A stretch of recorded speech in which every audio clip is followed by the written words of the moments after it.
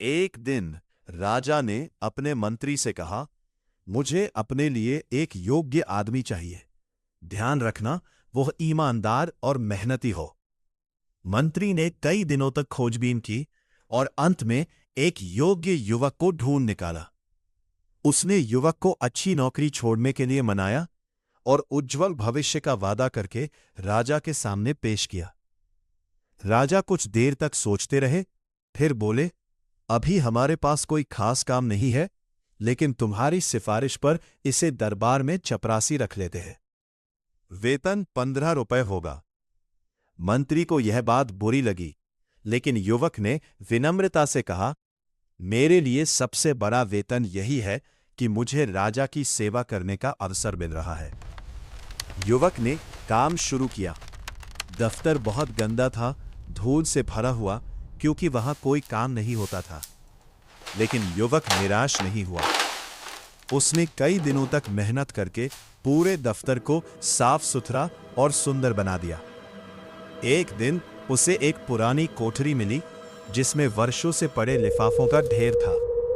उन लिफाफों पर सोने की नक्काशी और रत्न जड़े थे, जो दूसरे राजाओं द्वारा शुभ अवसरों पर भेजे गए थे। युवक ने समझदारी से उन लिफाफों से कीमती चीजें निकलवाईं और उन्हें बेच दिया।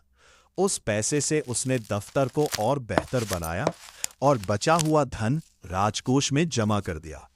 हर खर्च का हिसाब भी उसने संभाल कर रखा। कुछ लोगों ने उसकी शिकायत राजा से कर दी। राजा ने गुस्से में पूछा, तुमने ये सब पैसे कहां से लाए?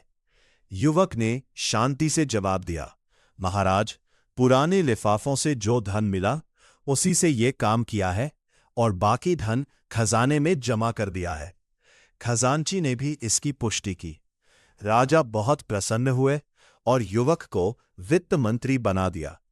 कुछ समय बाद एक रात राजा ने सभी मंत्रियों को अचानक बुलाया।